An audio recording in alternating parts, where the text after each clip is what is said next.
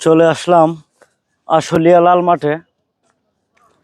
লাল মাঠে অনেক কিছু দেখার আছে, জায়গাটা খুব সুন্দর।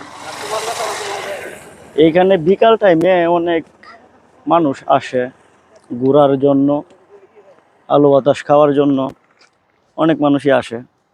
তো আমরা আসলে এসে পড়েছি সকাল টাইমে, আমার হাতে সময় কম, আমি বাড়িতে চলে যাব, এই জন্যেই সকাল টাইমে আসা। যে একটা সময় অনেক টাইমে এই জায়গাটাতে কাটিয়েছি, অনেক ঘোরাঘুরি করেছি। অনেক দিন যাবত এখানে আসা হয় নাই, অনেক দিন পরে আসলাম। তাই অনেক দিন পরে ঢাকা আসলাম, এই জন্য ভাবলাম যে এই লাল মাঠ না দেখলে তো মিস হয়ে যাবে, এই জন্য এই মাঠটা একটু দেখে যাই। তো সৌন্দর্য, অপরূপ সৌন্দর্য, চারিদিকে সবুজের সমারোহ, না দেখলে মিস হয়ে যাবে। তাই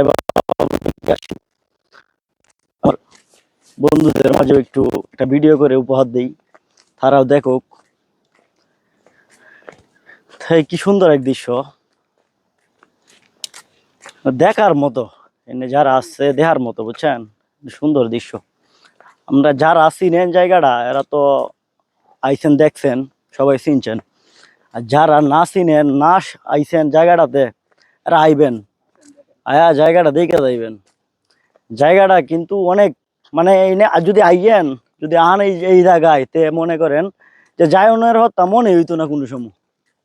আপনাদের যাই বাইন গেন, তাই কি আছে, কখন আইসুন, কোন সময় আইসুন, কেমনে ঘন্টা 4 ঘন্টা পার হয়ে গেছে, এটা তো আপনি বুঝতেই পারবেন না। সব সময় এই জায়গায় বাতাস থাকে। তো এই বিকাল টাইমটার মধ্যে আসবেন, বিশেষ করে বিকাল টাইমে আসলে দেখবেন অনেক মানুষও মানে এখানে আইয়ে খুব মজা পাইবেন। আচ্ছা ঠিক আছে, আরো দেখাবো আপনাদের, সবাই সবকিছুই দেখাবো, মাঠটা পুরাটাই ঘুরে দেখাবো।